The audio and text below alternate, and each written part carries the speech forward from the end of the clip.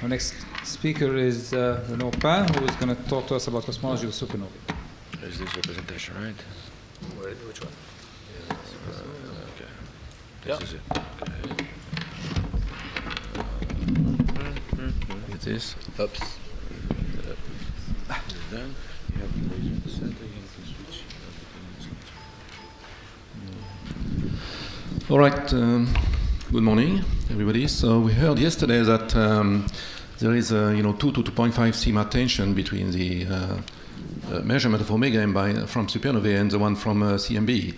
So I'm not going to try to convince you that the CMB measurement is wrong. Instead, I'm going to try to convince you that in this new era that we are getting in now, with a very precise measurement from CMB, supernovae are still a useful tool to get the cosmology. And in fact, this 2 sigma difference is not that important when you think of it. This was also said yesterday. Now, it's amazing that this low redshift universe measurements agree with this very high redshift measurement so well already. Now, still, it's 2 sigmas, and the sigmas, in fact, as far as supernovae are concerned, is not only a statistical one. It's also include, for large parts, systematic uncertainty. So it's really worth looking at what the differences are, where they come from. All right. So what's shown here is the composite Hubble diagram of type 1s supernovae. With supernovae in the redshift range around between 0.3 and 1 here from the SNS survey, a few HST1, some from the SDSS supernova survey, and a bunch of low Z supernovae. So this is basically the current state of the art in terms of supernova compilation. Now, what I'm going to do very briefly for those of you who are not maybe totally familiar with the measuring cosmology with supernovae is explain how we do that. Well, the principle is very simple, but there are some corrections that we apply that need some explanation so that you get a feeling of whether you can trust or not those results. I will show the latest supernova cosmology constraints.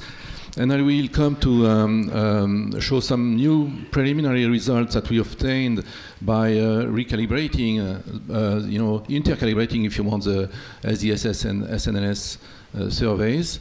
And I will just say a word about future program, ongoing and future supernova program.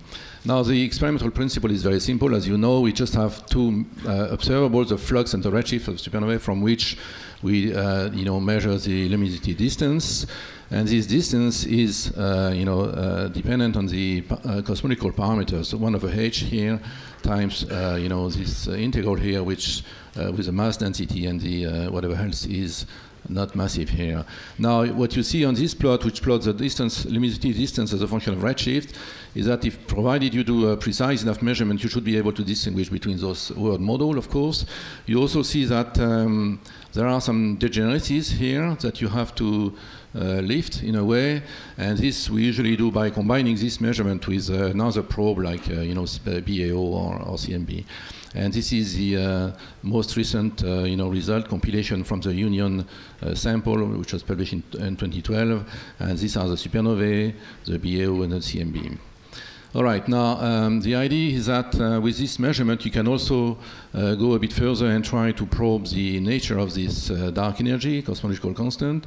This is just to show you that if you want to distinguish a model with 10% deviation from a cosmological constant here from the lambda CDM model, you'll have to do a measurement of this ratio of distances here with a precision of a couple of percent.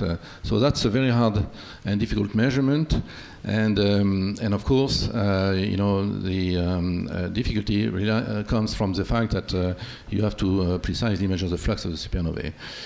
All right, so I won't discuss much H0, just to say a word on H0. Now, the cosmological constraint we obtain on omega m, omega lambda, and W, they actually come from the comparison of distant and nearby supernovae. So they are independent of H0. Supernovae alone do not constrain H0. One need to start with an absolute distance scale, for example, the NGC 4258, and propagate it to galaxy hosting type 1s supernovae. So this is a quite complicated process. during which you get some more, systematic uncertainty, possibly, and this measurement actually, until recently, was really dominated by the uncertainty coming from the distance ladder measurement. Now there is a new measurement from Rees from last year, which was the uncertainty is 50-50, but still it's still to be looked at very carefully. Now, the good point that I want to mention is that this measurement is in fact independent on of H0. Now, okay, all the difficulties in this game come from the fact that type 1a supernovae are not star candles. We all know that. There is actually a range of brightness. This is the light curve of supernova, so the flux is a function of time.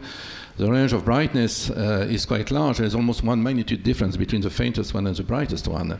And now, luckily, it happens that the brightest one are also those who, in certain way, live longer.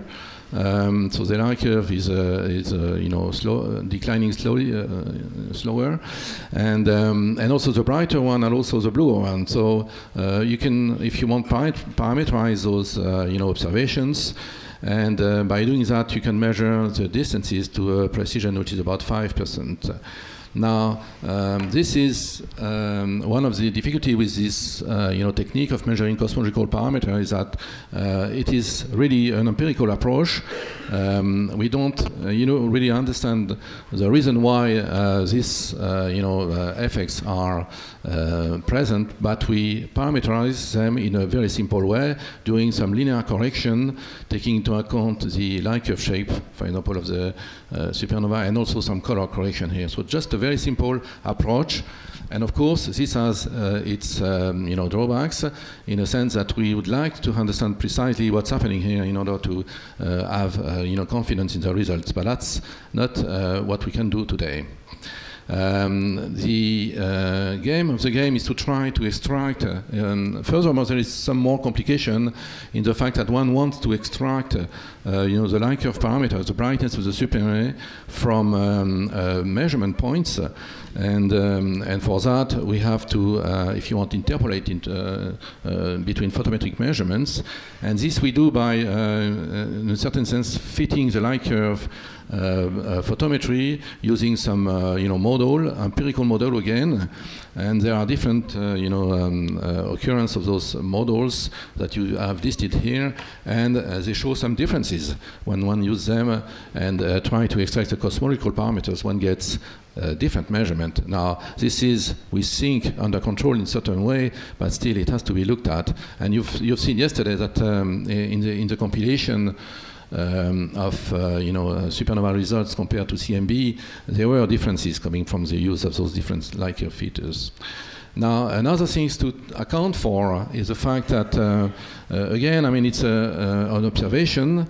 There is no clear understanding of why that's happening, but supernovae exploding in massive galaxies appear to be slightly brighter after you correct for light curve shape and color, slightly brighter than those who explode in less massive galaxies. So that's an effect which has to be taken into account. It's not very large, but still it will change the cosmology if we don't account for that. Again, it's an empirical correction. We don't really understand what's happening in detail in that process, but we treat it as pragmatically, if you want, empirically. Now, there are other possible, potential systematic uncertainty. There is a long list, in fact. And one thing I want to mention with this slide is that the way we approach this problem of systematic, since at that stage it's as large or even sometimes larger than the statistical uncertainty, is that we, in a certain way, transform those systematic uncertainty to treat that in a statistical way, so that it's included in the cosmological fit, and we can, account for it. All right, let me just mention the recent supernova legacy survey, so the current constraints on cosmology. This survey is coming from the photometric side, from the Canada France-Hawaii telescope, so it's a almost 4-meter size primary mirror, and the spectroscopy part were obtained, so redshift and identification supernovae from the VLT and Gemini and Keck telescopes. Now, this is compared to Planck quite a small collaboration, mainly Canada and France and UK and US. This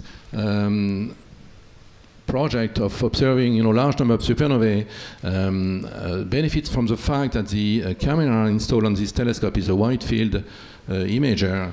And when you point it to the sky, each time you point it to the sky, you get between 5 and 10 supernovae alive in the field of view. And this allows us to use a different technique, which we call a rolling search technique, where you observe, every 3-4 nights during illumination, the same area of the sky. And by doing this, you get, to follow, several supernovae and get a very precise measurement of the light curve. So by doing this, we got, almost 1,000 supernovae. Half of those were spectroscopically identified.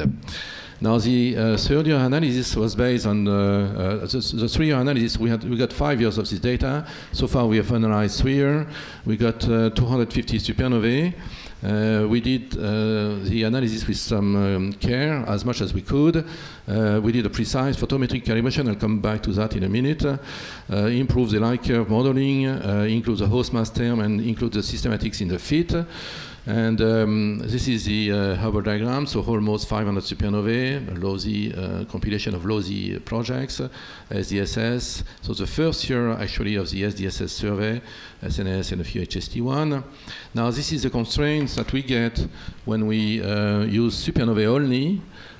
So this is in the W omega M plan, and you see the contours, the various contours.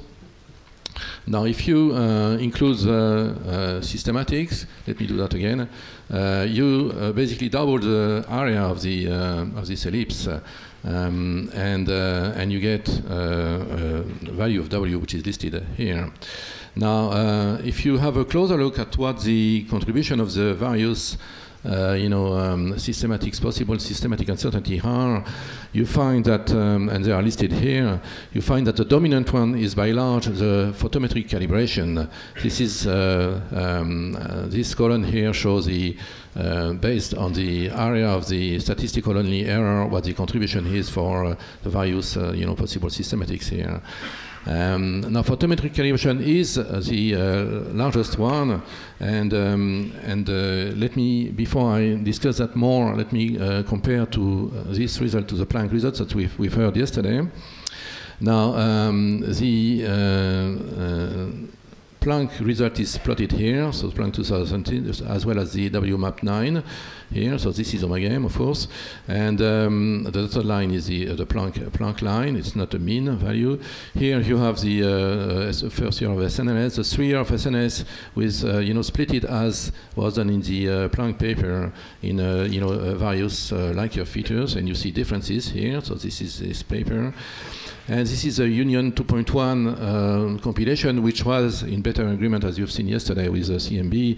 Now, it should stress that this Union is a compilation of various supernovae, but it doesn't include this, 3-year data here. It's based on the first year of the SNS, plus some other samples.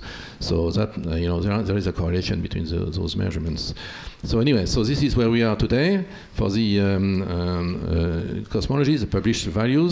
And let me, now show you what it does when we combine it with other probes. So this slide is a combination with WMAP 7, BO, and DR7 plus H0. And you see that if you constrain it to be flat, you get this parameter, so 0.015 measurement of omega M, which is low compared to Planck. You can, relax the flatness constraints and get this kind of measurement, which are, what they are. You can play a game and try to remove the BAO from this measurement here, and you see that your uncertainty on W increases a bit by 10% about. You can also, play the other game and remove the supernova from these constraints, and you see that in that sense, in that case, the W uncertainty increases by a fair amount. So what this tells you is that as far as measuring W, at that stage, at this time, the supernovae are still the most constraining, handle on W. Now, let me come to the preliminary constraints that we have from the SNLS-SDSS joint analysis. Now, the good thing with the SDSS survey compared to the SNLS survey is that it's the same type of survey. So it's a rolling search type of survey, and by doing this, you get pretty good line curves, and you can handle much better the various bias that you have in your observations. Now, the sample is about the same size as the SNLS. Actually, the 3-year sample of SDSS is 500 identified supernovae. There are a few more that, for which we get the redshift from the host, but not the clear identification of the type. The 2 points we wanted to concentrate on from this joint SDSS-SNLS analysis is first the photometric calibration, which as you've seen, dominates the uncertainty. And the other aspect we looked at and we are working on is to validate the line curve features and do a joint line curve training using those two samples, which are of very similar nature. Now, the calibration paper has been now published, so we've revised the calibration. I won't go into details to explain what we did, but there were a few improvements that resulted in an improved precision on the calibration of the cross calibration of the two servers, but also some slight variation, which directly translate into a change of value of omega m that you will see in a minute. Now, the other part, which is the line curve training, I want to illustrate with this slide here. What's shown here is a SNLS supernova at equal 0.5, so the various line curve in different bands, and you see the SDSS supernova line curve here, just to show you that it's the same kind of quality for the data, and then we can happily mix those two samples and try to train the line curve features in a more controlled way. Now, from that you can build a preliminary Hubble diagram which has all the SNLS and SDSS supernovae and some other nearby and HST one. And now you can update this value I showed. Yep, that would be good. By adding this point here, which is recalibrated SNS supernovae. So I see that people are laughing here now. I want to stress something, that this was done before the Planck results were published. Now, that's clearly there is a change of the central value, and it moves towards the Planck value. Now, the most up-to-date value will include not only the calibration part, but also the line curve, retraining and everything. That will we have a preliminary value of that, which even gets closer to Planck here. But this one is not yet published. All right. Now you can also see that on this plot, which is W omega m. This is very preliminary. This is a new measurement of the supernovae, which has shifted slightly here, by about 1 sigma. And this is the Planck value here, and you see that happily minus 1.3 is in the middle of the combined contour here. All right, I have a few minutes to get into the future supernova program. I'll go very fast. There is, as a matter of fact, there are a lot of ongoing supernova surveys. I won't list them all. I'd like to mention this one, the CSP, Carnegie Supernova Project, which include adding a near-infrared observation of the supernovae. And the hope by doing that is that we will, understand much better the supernovae and get, to improve into the systematics. There are, continuous observation of supernovae above the equal one uses HST. And the aim of those projects is really to get a robust combined statistics and systematic uncertainty and W. Now there is no real strength in measuring a varying W at that stage with the supernovae. That may come later. But now there are surveys which are starting like DES, whose goal is to get 4,000 or something like that type 1a supernova up to z equal 1. So that will be a new data sample that will be interesting. There is a low redshift SkyMapper project which will be a running nearby supernova project, which unlike the other project is hopefully will have less bias when it starts. This project will collect more and understand some of the possible systematics, but at the end of the day, it will be difficult to really, gain an order of magnitude in the precision of the cosmology with supernovae. That's going probably to secure the measurements, maybe improve a bit, but not radically get a new, level of precision. Now, for that, one has to wait probably the so-called Stage 4 Dark Energy Task Force project. So the, for example, the LSST, 8-meter telescope with a huge field of view, 9 square degrees. This is not yet fully funded. Accepted, but it has passed some key review at DOE. Now, this will lead a very large number of supernovae. Not all of them will be useful and good enough to do cosmology, obviously, but that's a fair large number to start with, and from that you should be able to get, to understand better the supernovae. Now, the good thing with this instrument is that you can do low and high Z supernovae from the same instrument. That would be a really large, a big improvement, especially regarding calibration. Which is, again, the dominant uncertainty in this measurement. Now, LSST, for example, with this huge number of supernovae, will be able to do some interesting, tests on the isotropy of the Hubble diagram, in various directions in the sky. It will also be able to make it possible to look at, very special events like strong length supernovae, which will help us measure h of z. And that's it for the LSST. Let me just say a word about space projects. So there were attempts in the past to do supernova in space, solely, but this didn't happen. Now, one of the ideas today is to try to combine ground plus Euclid supernova survey. Now, by doing that, you can work out, a plan for observation plan for that. By doing that, you'll be able to extend the redshift range of the current Hubble diagram with, comparable precision to what we do from the ground today, to about redshift 1.5. And this is, a simulation done here, which shows that the quality of the light curve will be of similar.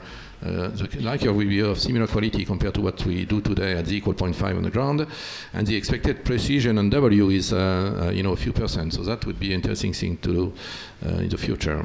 And I'm going to summarize here. Maybe I'll leave it to you to read it, or maybe I'll just read it. Type 1 supernova distance combined with CMB and BAO, remain to the base probe to constrain the dark energy equation of state. At the moment, we are at about 5% statistical uncertainty on W, on the constant W, and there is currently little sensitivity to W of Z. So if you combine and include systematics to get this kind of measurement of 7% precision measurement, photometry calibration remains the dominant non-systematic. And the prospect with the current data we have is to maybe get to 5% altogether. And in the future, there will be improvement in stage 3 supernova programs, the program which are starting now, and hopefully significant improvement with future project like LSST and Euclid.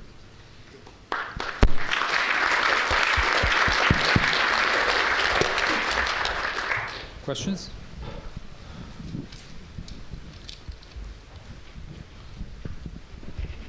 So when can we get hold of the Bertoul data? Few months, 3 months, 4 months. Just trying to think. Yeah, the calibration part is published. So there's another paper on the light curve training, which is almost ready. This one is not yet written, so a few months.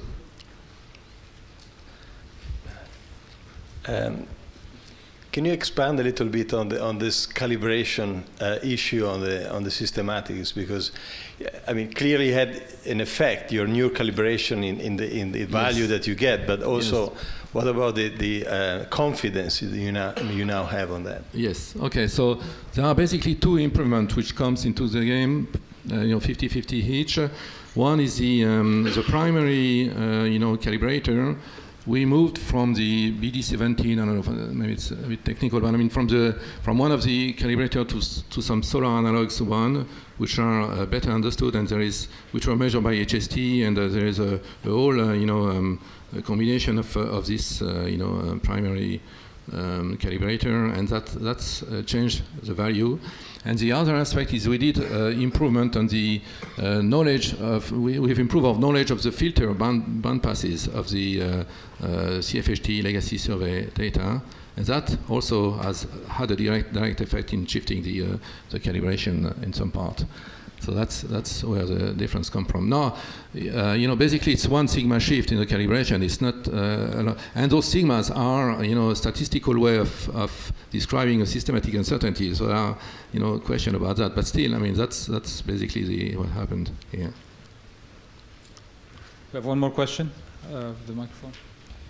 Can you tell us something on determining from supernovae the dependence on W on redshift, and how you can extract possible evolution of W as a function of a redshift? So I'm not sure I understand the question. So let's say the evolution of redshift of brightness of supernovae, or evolution of W, the equation of state W as a function of redshift. Oh yeah, okay. So as I said, I mean it's. At the moment, the constraint is if you parameterize it in terms of, just one term, WA plus W plus WA Z, or 1 plus AZ, or whatever. So if you do that, the constraint you have on this, parameter is plus or minus 1 or something. So there is no strong constraint today on this varying W. Now, if you go above redshift 1 and you do good measurement, precise enough measurement of the same quality as you are doing now, below 1, then you'll be able to constrain it to a certain value. So what I've shown here, when you combine, for example, the Euclid plus LSST, you get a precision measurement on the pivot value. So you can reparameterize it, and you get something like a few % precision on this W, buying W. One last question. But that's for the future, yeah. Yeah, I wonder if you could also say something about improving systematics and prospects for going more to the red part of the spectrum, because you'd like to, of course, be observing the supernovae in the same rest frame. Yeah. And the farther to the red you go, the more you minimize systematic errors. So I'm just curious how you think you're going to minimize the systematic errors without doing that. Yeah. So I can't say much about that, but I mean, the fact is that one observes that in the red, in the infrared, the supernovae look more like standard candles. There is less need for a correction, or the correction is smaller, or even zero. I mean, for the shape of the line curve, for example. So this is a promising way to improve on your understanding of supernovae and all those things that we parameterize basically today without really knowing exactly the reason for it. Now the problem with infrared, as you know, I mean, is that at the moment from the ground we're limited to low redshift. In the cosmology measurement, you want to go to higher redshift as much as possible.